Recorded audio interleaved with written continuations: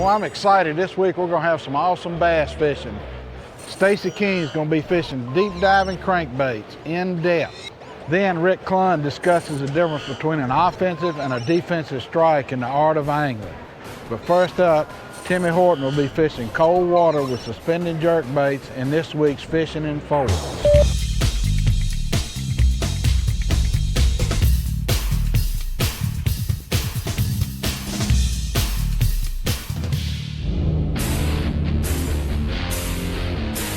If a big fish is what you're after, a jerkbait is what you need to fish. And there's no better time than late winter and early spring to tie on a jerkbait and go after the biggest fish in the lake. I mean, I'm talking a giant. One thing that's consistent throughout the country, any lake you go to, is roads with riprap. These bridges are built all over roads, all over lakes. They can be a dam, it could be a road, it could be just an embankment people are trying to keep from getting washed away. But what happens early in the spring like this, these rocks hold heat. And that's a crucial thing going on that these bass want. It's really, really cold today. Their temperature is about 35 degrees, and this is going to be the warmest part of the lake. One thing that's also important to note, these bass are moving this time of year. They're going in to spawn, so they're coming up, and they will come and they'll find this riprap and hold along it until they move to the backs to spawn. Riprap is along roads that intersect throughout the lake. And somewhere along that bridge, you're going to have an opening for boats to come in and out. Those are the intersections that I really like to fish when I'm looking for bass. These are the key places where these bass are going to hold.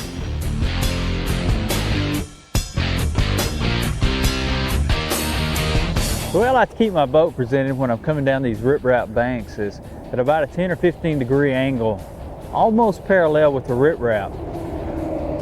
But one thing to keep in mind, all of the fish are not always up there right on the rocks. Some of them are out 15, 20 feet away from the rocks. Especially if it's really cold, those fish will pull out and suspend over deeper water.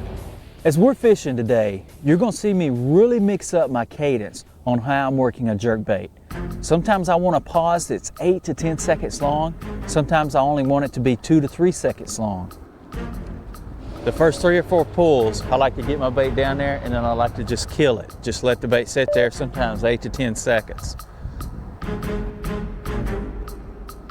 The longer you have that bait in the strike zone, especially around riprap, the better your chances are of getting that bait down and catching a fish.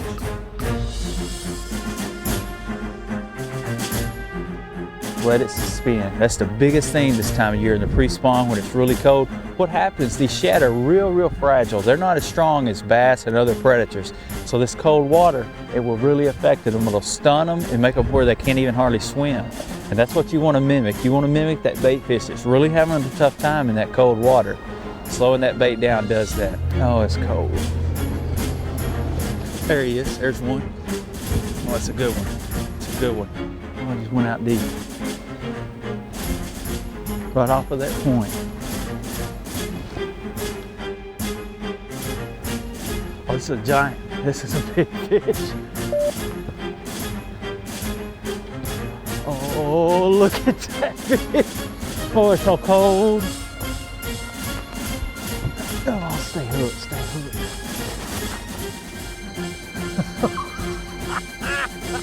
Oh my goodness, look at that. Look at that potbelly fish. I'm shaking because it's cold and I'm shaking because I've got a giant bass. Look at that.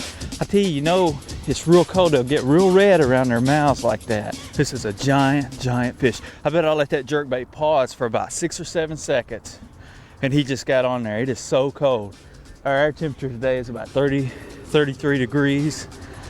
Typical jerkbait pre-spawn deal. These roads are great places to find and catch big bass just like this. Let him go. Oh my goodness, that fish was around 7 pounds. This is awesome. A lot of tournaments are won this time of year fishing a jerkbait. You're not going to catch a lot of numbers of fish, but when you do catch one, it's going to be the kind you need.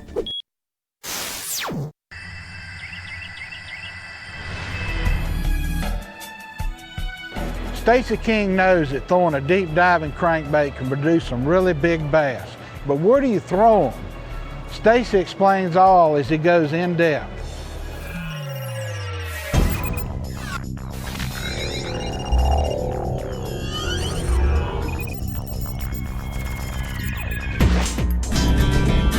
I'm here fishing with my buddy Terry Olden. We're going to go out today and see if we can catch some big bass. We're kind of in an autumn situation. It's early fall and it's still pretty hot, so we don't know for sure if the fish are still on a summer structure or if they've started moving shallow. Anytime I go to a new lake anywhere, I usually try to go out and get a good topographical map to get the best map I can find. As you can see, there's lots of brush in this lake, and it's hard to determine how to pick out one area over another. And you also got to use your electronics. We like to get out there and try to find an area where you have a ditch running up through the brush or up to the brush and making a little cove sort of in the brush, or maybe a point that comes out, and the last few bushes on the end of that point's where those biggest bass are going to be. And then we'll get out on the outside edges of some of these places and try to throw big, deep crankbaits and maybe look for rock piles. If we can find any isolated rock structure or anything like that, we're going to try some of that stuff and hopefully catch some big old bass doing it. Uh-oh. Uh-oh. Uh-oh. What do we have now? The DD is fired up. Oh, I got one too. I lost mine. Oh man. Throw right in there where I'm at and you'll catch it. I'm all tangled up. Come here, baby.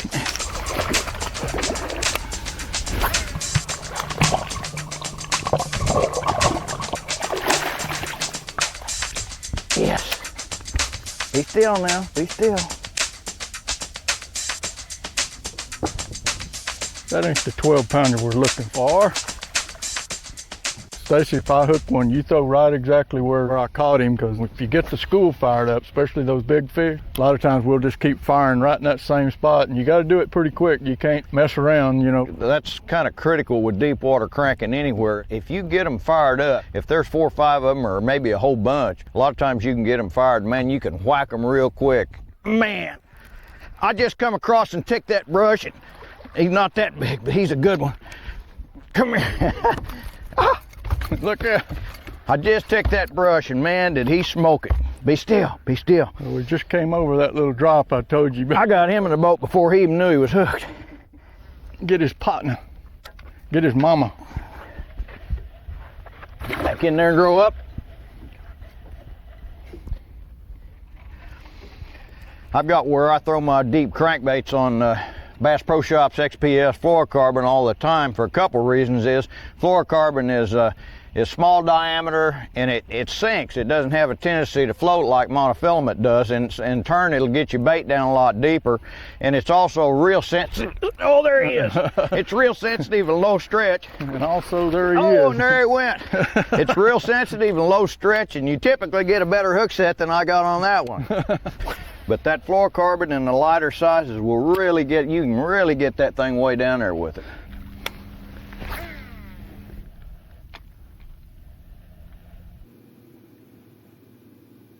Oh, that might be a big one there. I got his daddy. You got his daddy? Oh, look, that's a big one. Good one. Woo, buddy. Hurry up, Stacey, it might be a scrape. South Texas scrape. Want me to get in? He come all the way off, but he rehooked himself. We need to get back out there and get him going.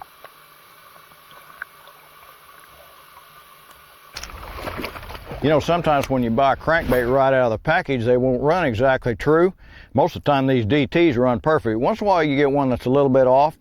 The best way to do that is throw it out there and watch that thing. And if it's running off to your left, then you want to bring it up and take your pliers and take that eye and turn it down to the right, low right, real easy. If it's running to the right, do the exactly opposite. Turn it low, take your needle nose and just turn that eye low left, just a little bit, and just barely touch it until you get it right. You can fine tune one of these and have it running straight. And the bottom line is you want your crankbait running true, because that's where it achieves its maximum depth. If that thing's running a little bit off to right or left, it's not going to get quite as deep as it is if it's coming straight back at you. And we're fishing out here on these ledges and drops. We want that thing getting down as deep as that bait will go, 15, 16 feet. So I want her straight coming at me. So that's why if it needs to be tuned, I just turn that eye a little bit, get her coming right at me, and I'll get that depth down there where the big bass are waiting for me. You know, one of the most frequent questions I get asked in crankbait fishing is what color lure to use. And I really try and keep it simple. If the water's clear, I want to go with a shad, natural looking patterns.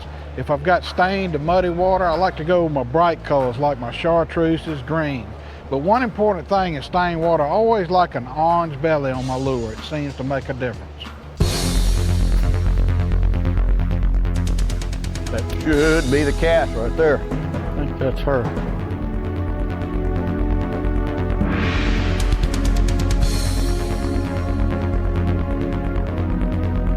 Something, swat at it. Get it. Oh, I hit that brush good. Oh, look at this one. Look at this one. Golly, I hit that brush, and I mean, did she slam it? Woo. Pull and drag. That might be, that's a good one there. Hey, look at the size of that. Look, that's one of them short, fat ones. Man.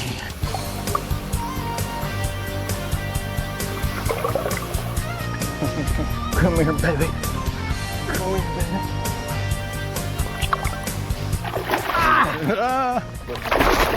You can't hardly get a hold of them there. Look at that, dude. Woo! I mean, nice one. All right. Oh, go back, big girl. Beautiful fish, man, beautiful bass. And you know what we found here is there's a high spot over there with a ledge on the side of it, drops off real sharp, and there's some brush, just some old mesquite trees or just some piles of brush right along that side. If you can get that bait down there close to that thing and take that brush, you better be holding on that rod tight, because it's gonna happen. That's such a critical thing when you're fishing deep structure, is to be able to get that big crankbait down and bump it off something. Either if you're fishing rock structure, you bump it on the rocks, or if you're fishing brush piles, or like we're fishing these big old trees out in here, we're bumping it off the top of those trees. And it seems like an awful lot of the time when you crack something and create that commotion, that's when that big bass will get it. So remember that, just try to bump it into stuff. Oh, there's one. Oh, I got one too. Uh-oh, a double. Uh-oh, this is a big one. Is he? Well, he pulled like he was I think at first. mine's a little one. Coming up. Not as big as I thought. That's a double. Got us a double. Double. Come here. Who? Oh, be still now. You get a hook in us. Boy. I'm gonna try it. This one broke a hook off. Broke a hook off. You're not gonna throw an injured crankbait, are you? Yep. Yep. It's still got 5 more. There's one. Oh, yeah. Uh-oh. He's coming to the top. Oh, that's a good one too. Nice fish. There we go. That's a nice one. Boy, I tell you what, I love my crankbait setup. I catch so many fish on this rod and reel. I'll show you here in a second. I'm gonna let this little baby go. Boy, did he eat that DT16. Oh yeah, isn't that a pretty bass? I'll tell you what, I'm gonna release you back here.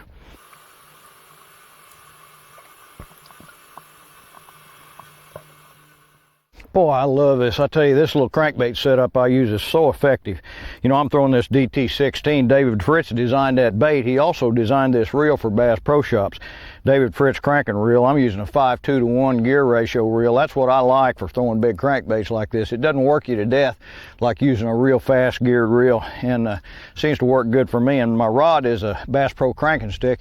It's an IM6 graphite glass composition rod, and the reason it's so good, it's pretty slow reacting. It's light, but it's pretty slow reacting, and so that gives that fish time to get that in his mouth, and you can get a good hook set on him. Team that up with some XPS fluorocarbon line, 10, 12 pound test fluorocarbon, put your DT16 on and start casting. You're gonna catch some bass on it.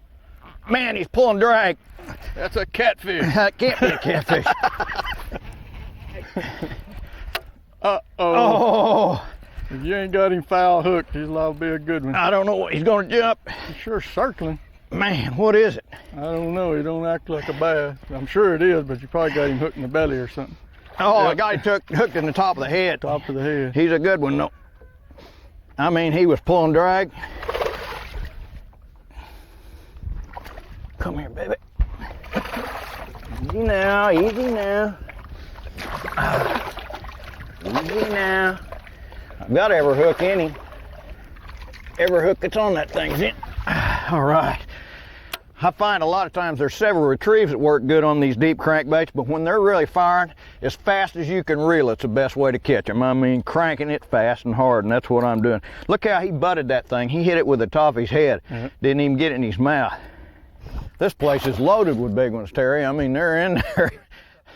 Oh, that feels like it might be a nice one. Let's see you jump for us, big boy. Oh, look at the size of that one. Whoop, buddy. The old DT16 comes through one more time.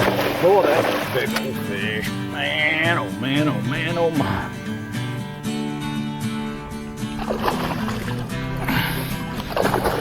Oh, that's a good one right there. Come here now, come here. Be real easy now, don't hurt me. Don't hurt me. Oh, I got you. Look at that sucker. I mean, that baby, there's my arm. I know I don't have very long arms, but he's as long as it. Look at him. Man, did he eat that DT. Look at that. Well, we're out on this structure, casting these big crankbaits, and man, is that a big bass for it. I love it. These things will work you, but man, will they catch them. It takes 5 that size to down here to win a tournament. 5 big bass like that to even think about getting a check. Pretty girl, go back. Oh, she wanted me wet, didn't she? She's mad at me.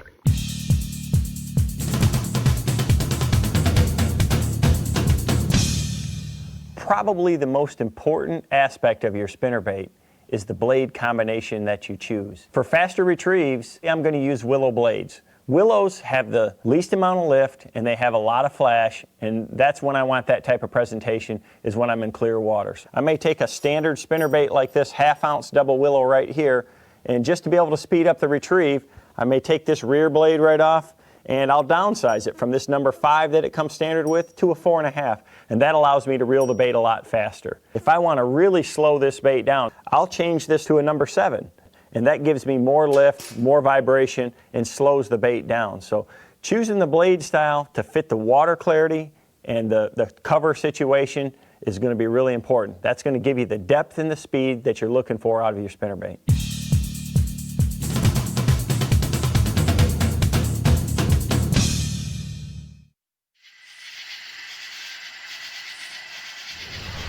How do we know the difference between an offensive and a defensive strike?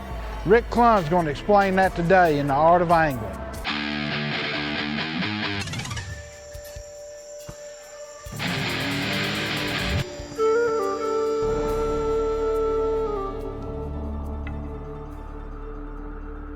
What is the difference between an offensive strike and a defensive strike when you're fishing?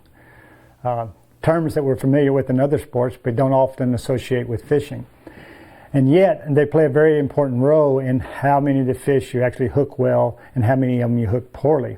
An offensive strike is essentially when you have a very aggressive feeding fish. Really, it's pretty simple when you're fishing for those type of fish. You get the bait near them, they're going to inhale it. Their intention is to inhale it all the way down into the crunchers, crunch it, and then swallow it. And when you get those kind of fish, if your hooks are halfway sharp, you're going to hook the fish and you're going to get him in the boat. A defensive strike, on the other hand, can be when the fish is not really aggressively feeding. It's aggressive, but it's aggressive in a defensive mode. It is trying to keep things out of its territory, or it's just something's a nuisance and it's trying to run it off. Or in a case that we can actually observe is bedding fish, where it's guarding the nest and you've got all these other little predators coming in around the nest, and it's running them off. It's nipping at them, it's biting them, but it's really not intending to inhale it into its mouth. And if your lure happens to come through that same nest, that same thing happens. And the problem with that is you still get the strike, but unlike an offensive strike, a lot of these fish will not be hooked well and you won't land them. And so that can become kind of frustrating. Another type of defensive strike, though, is created by poor casts. In other words, when you are fishing shallow water targets, and you know the bass are in the shade of that target, they're holding in it, they're aggressively feeding, and you make a bad cast and the bait lands right on top of the target. The fish spooks for a second, but then it's so aggressive it comes back and hits your bait, but it more or less misses the bait. And again, you foul hook it, and your chances of actually hooking and landing the fish are very poor. So this is where you need to become very conscious, especially of making accurate casts. And that is always cast past the target. Bring your lure back to the target. Now the fish is not spooked, it sees it's coming, it's ready, and boom, it will not miss your lure. This again, it emphasizes the importance of casting. Casting is one of the most important aspects and elements in fishing, especially bass fishing, where you're making a lot of casts during the day. Learn to always present the bait softly to the target and past the target. you'll put more fish in the boat.